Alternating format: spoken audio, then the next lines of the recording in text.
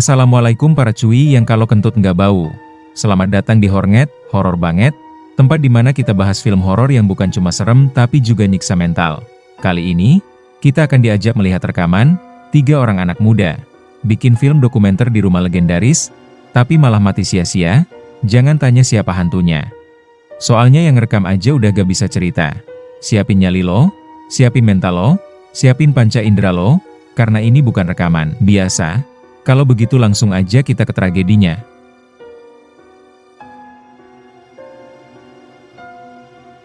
Cerita dibuka dengan wawancara seorang pria yang bernama Bradley Monahan dan penulis wanita yang bernama Alicia Cavallini.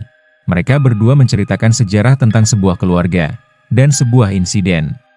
Bradley menceritakan tentang sejarah kelam keluarga Carmichael. Keluarga ini adalah keluarga yang sangat kaya. Mereka mempunyai rumah jauh di dalam hutan. Dan sisi kelam dari kisah keluarga ini menarik Alicia yang berprofesi sebagai penulis kriminal untuk mendalaminya. Karena pada bulan Oktober, kepolisian menemukan Catherine dan Eleanor Carmichael tewas terhabisi secara mengerikan di tempat tidur mereka. Yang diduga perbuatan sang ayah, Arthur Carmichael dan anaknya Patrick. Lalu mengapa mereka menjadi tertuduh atas kasus ini? Karena mereka telah menghilang selama 30 tahun tanpa kabar. Mereka lenyap begitu saja. Dan mengenai Patrick, ia kemungkinan sengaja menghabisi kakaknya sendiri yaitu Margaret. Dengan cara, ia sengaja mabuk dan menabrakkan mobilnya, yang menjadikan Margaret pun tewas. Namun si Patrick selamat, ia hanya cedera ringan saja. Dan mengenai rumah mereka, ada desas-desus bahwa rumah mereka berhantu, yang sempat diliput oleh media pada zaman itu, dan ini rekamannya. Carmichael Manor is home to a grisly murder. No answers. Baru saja kita melihat sang pembawa acara diganggu, dan ia harus mengulangnya beberapa kali. Karena hal itu, rumah itu tak pernah boleh untuk ditinggali siapapun, sampai ada seorang wanita bernama Margot Bentley. Bradley mendengar kabar terakhir rekan kerjanya itu pada saat menginap di rumah keluarga Carmichael, dan Margot pun tak sendiri, ia ditemani sahabat sangat kentalnya yaitu Rebecca. Mereka berdua mati di rumah Carmichael. Tapi sebenarnya pada malam keempat, Rebecca sempat menelpon polisi pada pukul jam 2 pagi. Dan ini rekamannya. Wait, it's working. Hi, my name is Rebecca. Mereka selalu merekam semua aktivitas selama berada di sana. Tapi, selama 4 malam di dalam rekaman, itu menggegerkan dan tak dapat dijelaskan oleh nalar pikiran manusia biasa. Dan siapapun yang menonton ini, akan merasakan kengerian yang teramat sangat. Baiklah kalau gitu mari kita melihat ke rekamannya.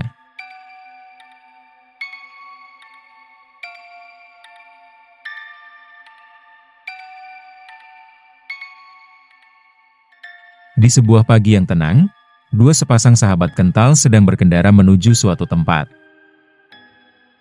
Dan perkenalkan yang sedang menyetir ini, ia bernama Rebecca, dan sang sahabat yang merekam ini, bernama Margot. Lama berjalan, mereka pun merasakan lapar yang lumayan mengganggu. Lalu mereka memutuskan untuk berbelanja di kafe setempat.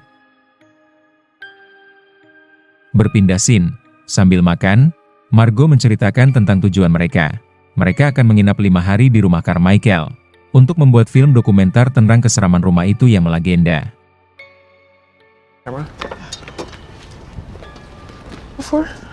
To this specific area, no. Singkat cerita mereka melakukan perjalanannya lagi.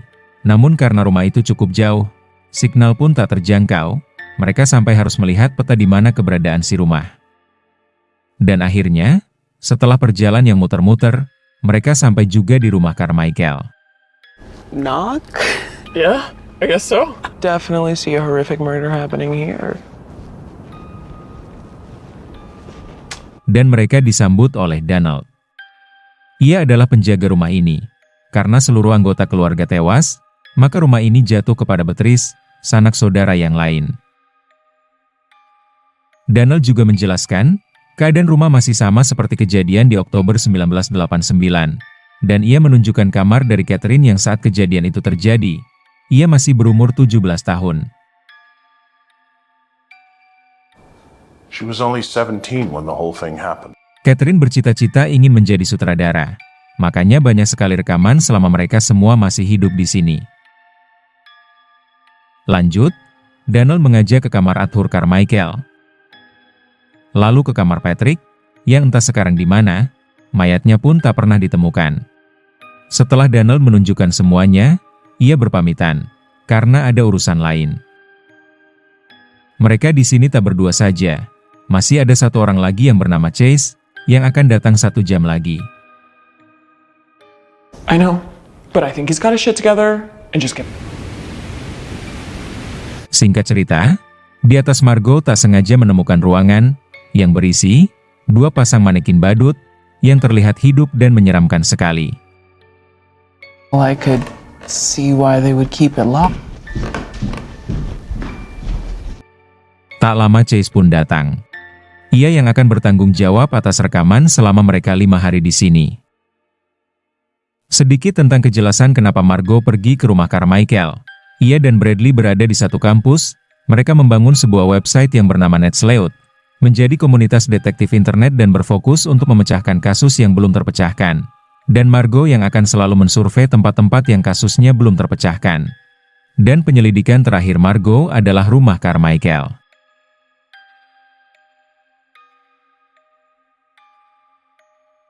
Malam pertama diawali dengan diskusi pada malam kejadian. Setelah Arthur menghabisi semuanya, ia pergi sendirian, karena cuma terlihat hanya jejak kaki satu orang saja. Lebih detail, setelah menghabisi seluruh anggota keluarganya, Arthur Carmichael turun menuruni tangga, dengan berlumuran darah dan tak sempat ganti baju. Lalu ia keluar rumah, dan canggihnya, tak ada setetes darah pun di depan rumah. Setelah itu, mereka kembali ke dapur. Yang tak lama Rebecca mendapatkan telepon dari seseorang, tapi malah begini. Linda, can you hear me? Kita ke Margo yang merekam. Setelah kejadian tadi, ia menemui Rebecca yang nampak sedang sibuk sekali. Rebecca ternyata sedang menyiapkan presentasi, karena ia agen properti. Dan ia berkata ke Margo bahwa penyelidikan ini adalah penyelidikan terakhir baginya. Singkat cerita, saat sedang tidur Margo terbangun, karena ada sebuah suara, yang itu juga terdengar oleh Rebecca. Suara itu terdengar seperti suara wanita bernyanyi, di ruangan tengah.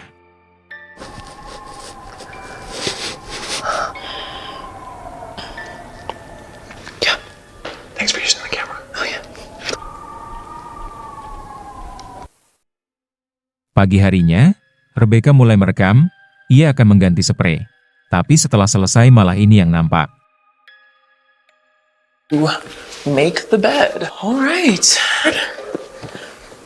Nice and me later.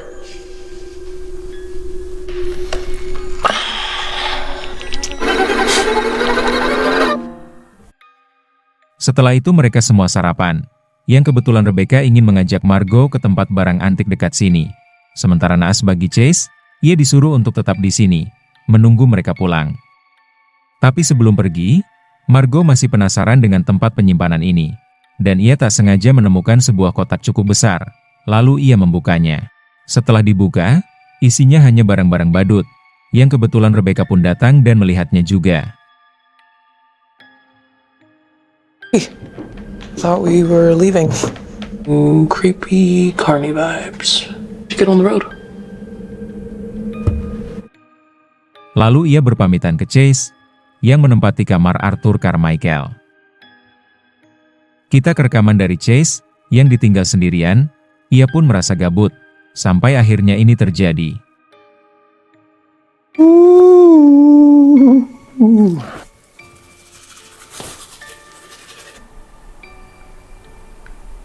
Ada sebuah suara dari luar, yang ia kira Margo sudah pulang, tapi ternyata itu adalah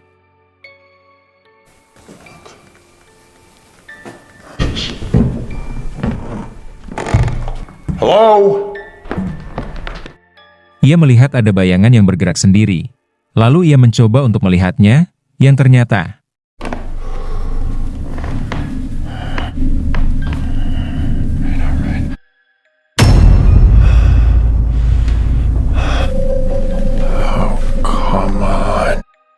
kita ke Margo dan Rebecca, mereka sudah ada di toko antik. Mereka menemukan barang-barang dari Abaddon Hotel yang terbakar. Yang jelas, ada hubungannya dengan keluarga Carmichael. Di situ Rebecca tersadar bahwa di jam bekas Abaddon Hotel, ada sesuatu yang tersembunyi, lalu ia mengambilnya.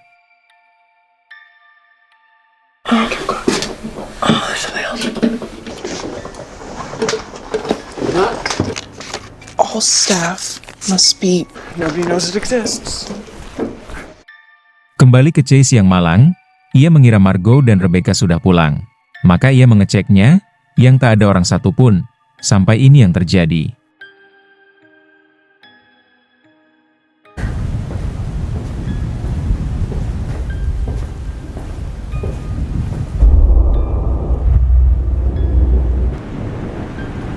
Oh shit.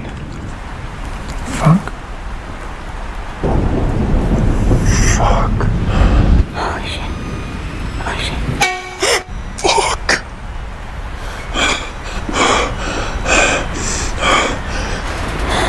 Fucking shit. Anjrit benar, apaan itu? Berbarengan dengan Margot dan Rebecca yang sudah pulang, membuat lega kita semua. Mereka melihat rekaman yang tadi direkam Chase, Margot dan Rebecca pun bingung sendiri. Kita ke Alicia lagi, ia menjelaskan, Margot dan Rebecca menemukan kaleng film di jam tua bekas Abaddon Hotel, yang hilang selama 30 tahun. Rekaman itu dipulihkan oleh Bradley, yang dikirim sebelum Margot tewas. Dan ketika film ini sudah siap ditonton, Margot sudah tewas. Mari kita lihat rekamannya. Hello? Pat, are you guys still here? Hello? You are an asshole, Pat. You guys. Ini adalah rekaman keluarga Carmichael yang masih hidup. Di 18 Juni, terlihat ada Patrick, Catherine dan Margaret, dan ini hari di mana Margaret mati. Hari kedua, di mana mereka membahas barang yang mereka temukan di jam tua itu. Beberapa kertas yang berkaitan dengan Hotel Abaddon. Tapi begitu pembicaraan semakin dalam, tiba-tiba lampu mati. What's this? I found that in the Abaddon clock too. Shit, Chase. There is a Let's hang on. Here we go. Good job. Lalu Margot mengajak mereka ke depan lemari, untuk menyalakan lampunya kembali. Dan baru memegang gagang pintunya lampu pun sudah menyala. Tapi malah ini yang terjadi. Breakers. Yeah, God, I was not. Margot, what? What? Chess that was upstairs? Singkat cerita, pagi harinya, Chase menghampiri Rebecca. Ia berkata sebaiknya mereka tak lama-lama di sini karena ia merasa ada yang aneh. Mereka tidak perlu 5 hari berada di sini. Kita ke Alicia lagi. Ia berkata setelah kejadian ini Chase pun menghilang entah berada di mana. Dan keadaan di dalam rumah semakin memburuk. Ini adalah rekaman dari komputer Rebecca, yang alhamdulillah bisa dipulihkan oleh produser film ini. Ia bekerja sebagai agen properti. Di rekaman, Rebecca mulai menunjukkan beberapa foto rumah yang akan ia tawarkan, sampai akhirnya ada keanehan.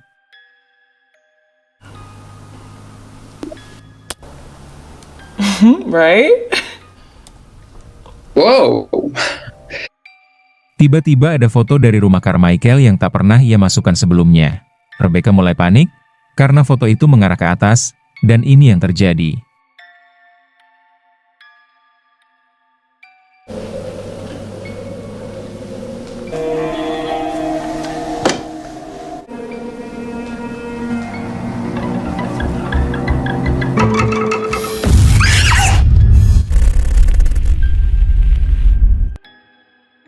Setelah kejadian itu yang watepak sekali, Rebecca mulai panik dan takut. Gara-gara kejadian tadi ia bisa dipecat, dan pemasukan satu-satunya bisa hilang. Makanya Rebecca dengan emosi, meminta mereka untuk pergi dari sini. Tapi Margot mencoba untuk menyadarkan Rebecca, bahwa tadi itu bukan hantu, ia mungkin berhalusinasi saja. Setelah pertengkaran itu, Chase menghampiri Rebecca yang sedang duduk, sambil minum jamu sari sempit. Ia sudah berbicara dengan Margot, bahwa malam ini, malam terakhir dan besok mereka semua akan pergi dari sini.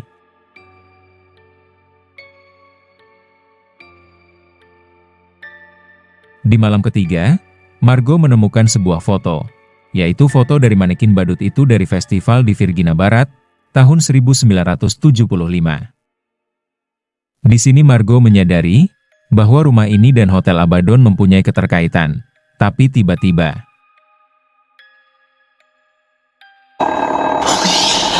Right, how do itu suara bel, yang berarti ada seseorang yang memanggil dari atas. Dan setelah dilihat panggilan itu dari kamar Patrick, kesempatan emas, Margo dan Chase menuju kamar Patrick, sementara Rebecca di dapur.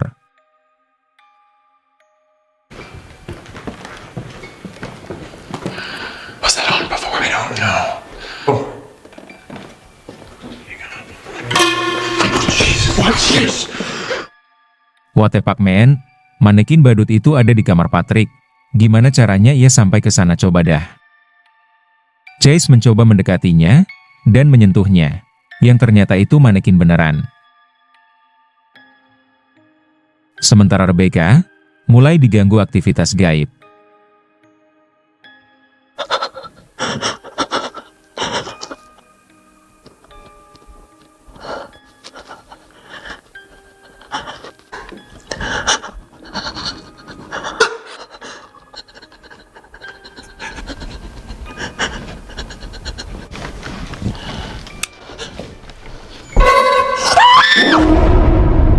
Waduh, manekin lagi. Setelah kejadian itu, Chase tampak terguncang. Ia berkata di sini sudah terlalu bahaya dan sangat anjay benar. Makanya ia benar-benar meminta besok mereka harus pergi dari sini.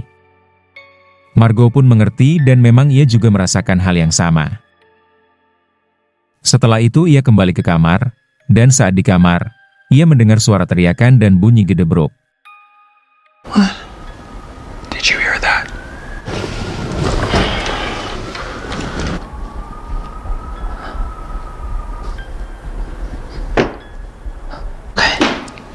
Yeah, I think so. Pagi harinya, terlihat di depan kamar mereka sudah tergeletak sebuah tas, yang itu milik Chase.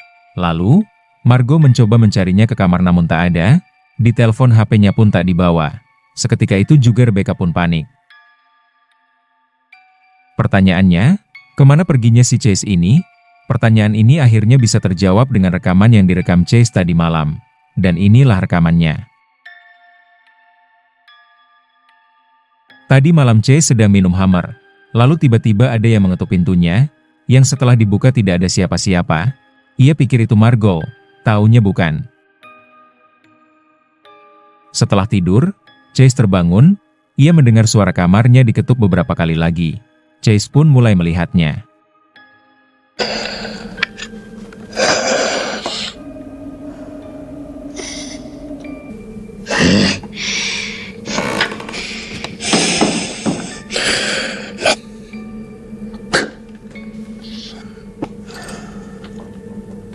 Setelah tidur, Chase terbangun, ia mendengar suara kamarnya diketuk beberapa kali lagi. Chase pun mulai melihatnya.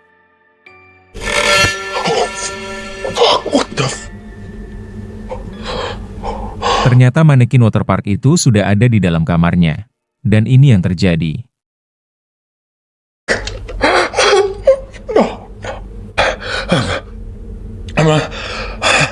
I'm leaving. I'm so sorry. We're so...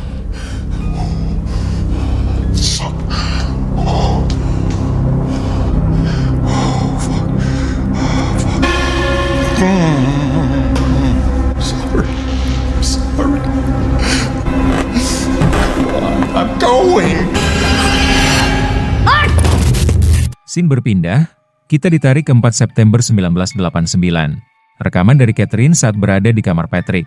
Terlihat manekin yang sama dengan yang tadi, dan Patrick yang duduk terdiam di situ. Ia juga menemukan dress dari Margaret yang terakhir kali ia kenakan sebelum kecelakaan. Di sini sepertinya Patrick mengalami depresi, karena ialah penyebab Margaret meninggal. Nampak ia seperti orang gokil.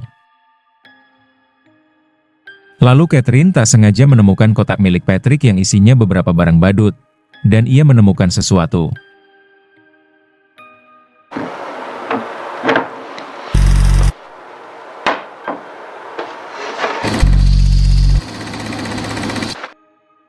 Catherine yang kita tahu, ia tewas mengenaskan di kamar ini.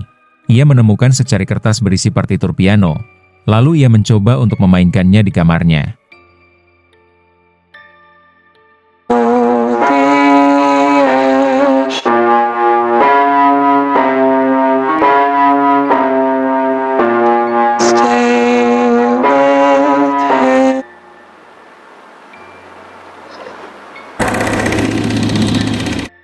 Kita kembali ke timeline utama, melihat kejadian yang dialami Chase.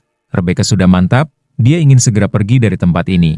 Namun Margot tetap keras kepala, dia bersikeras menunggu sang kakak kembali, setidaknya sampai malam tiba. Kita ditarik lagi ke Alicia dan Bradley. Mereka menjelaskan tentang seseorang bernama Andre Tully. Tully adalah seorang yang pernah menjadi sangat religius. Ia tinggal di Arkansas pada tahun 1960. Ia mempunyai putri bungsu bernama Abigail, yang meninggal secara tragis. Setelah itu Tully kabur saat ia akan ditangkap, dan diketahui Tully pergi ke Clarksburg, Virginia Barat. Ia bertemu dua pria bernama Thomas Rollins dan Freddie Perkins. Bradley menambahkan, kemungkinan, di festival itu mereka membuat aliran sesat, tempat di mana Tully bertemu orang-orang terdekatnya, dan mereka membangun The Abaddon Hotel dan memperkerjakan sekelompok penduduk lokal, termasuk Patrick Carmichael. Kembali ke timeline utama, Margot yang masih berharap Chase pulang, akhirnya harus meninggalkannya, karena sudah hampir gelap, mereka harus pergi dari sini secepatnya. Tapi saat di dalam mobil, sial bener si mobil malah nggak bisa nyala, dan Margot memutuskan untuk berjalan melewati hutan sampai ke jalan raya. Kali-kali aja ada truk ayam lewat.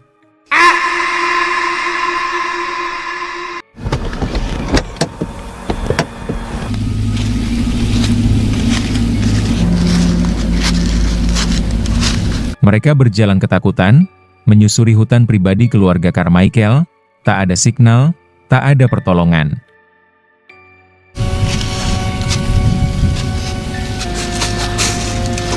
Careful, careful. For about an hour, and before the sun's down. Sudah 1 jam mereka berjalan, masih tak bisa keluar dari hutan pribadi ini. Sampai akhirnya mereka menemukan hal yang aneh, dan sebuah suara.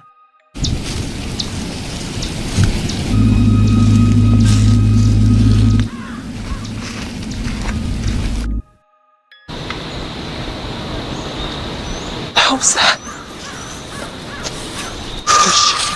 Let's run. No, we can't run. Just go. Dan saat berjalan ke depan lagi, mereka mendapati bangkai mobil. Dan tiba-tiba ada seseorang berdiri di depan mereka. Dan ini yang terjadi.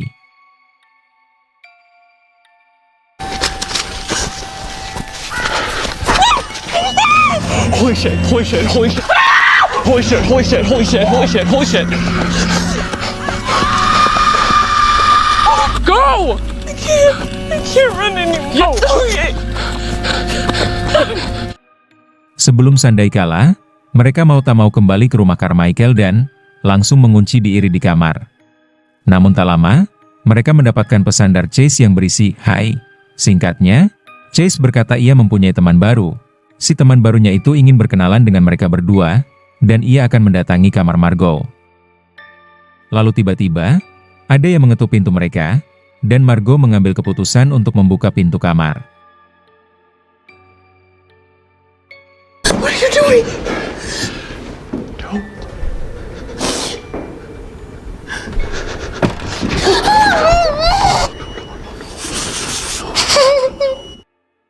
Setelah terbuka sendiri, di situ ada sebuah bola yang dari tadi keliwak-keliwir aja. Lalu Margot di SMS Chase bahwa temannya sudah berada di dalam kamar. Seketika itu juga Rebecca langsung lari meninggalkan kamera diikuti Margot.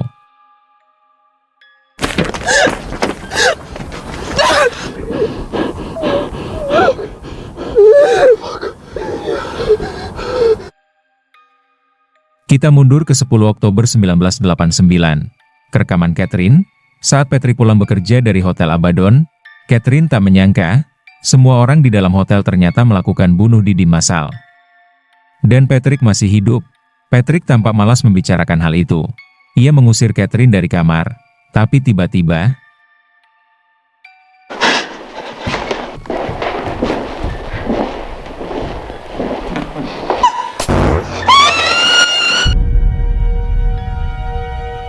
Catherine nampak ketakutan sampai bersembunyi di dalam lemari baju. Tapi malah begini.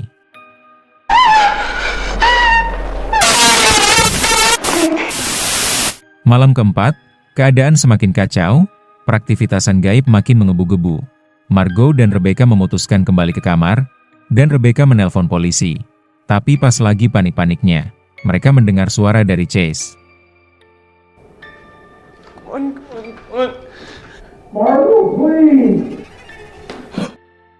Setelah itu Rebecca mengambil kamera. Dan akhirnya ini terjadi.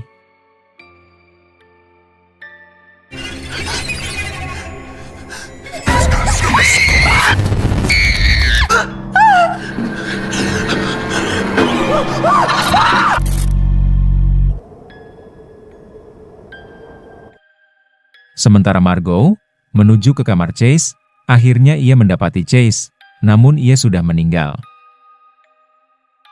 Dengan suara gemetar, Margot kembali ke kamarnya, namun terkunci.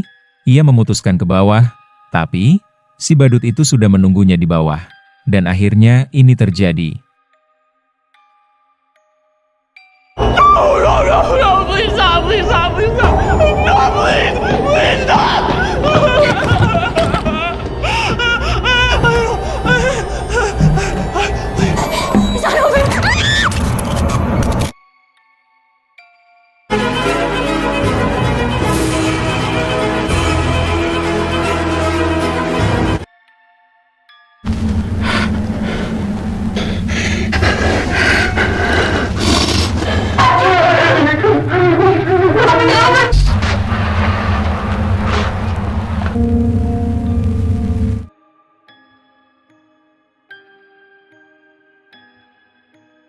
Dan itulah tragedinya. Rumah yang kelihatannya kosong, tapi isinya sejarah berdarah dan sesuatu yang gak pengen dilihat manusia waras. Film ini ngasih pelajaran, kalau tempat yang penuh misteri, kadang lebih baik ditinggalin, daripada dicari-cari ujungnya malah gak bisa pulang. Kalau kalian suka cerita serem kayak gini, jangan lupa like, komen, dan subscribe. Biar makin banyak yang sadar, kepo itu sah-sah aja, asal jangan ke tempat yang udah minta tumbal. Saya pamit, wassalamualaikum cuy. Peace, love, and gaul.